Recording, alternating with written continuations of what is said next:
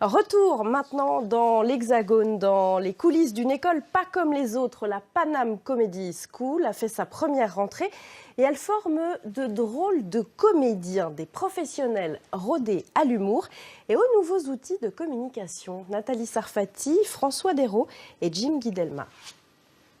Donc bonjour à tous. On commence une nouvelle aventure avec une nouvelle méthodologie et une nouvelle vision sur le monde du spectacle. C'est le directeur de l'école et producteur Prince Calixte qui accueille les élèves pour cette rentrée scolaire.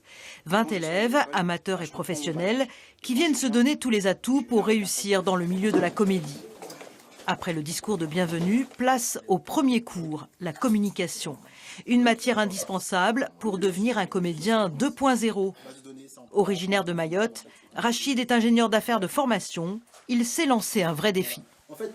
C'est avant tout en fait un challenge pour moi. C'est pas du tout un milieu que je connais.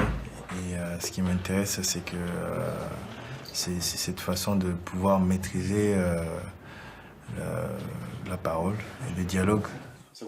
Didier, lui, a commencé par faire de petites vidéos amateurs. Il veut aller plus loin, mais manque de confiance en lui. Entre amis, en fait, ça va être facile d'être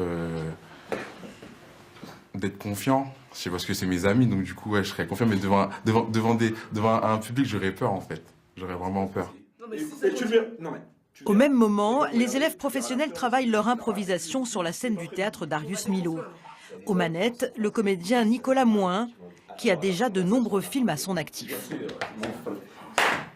L'intuitif, lui, fait les choses comme ça.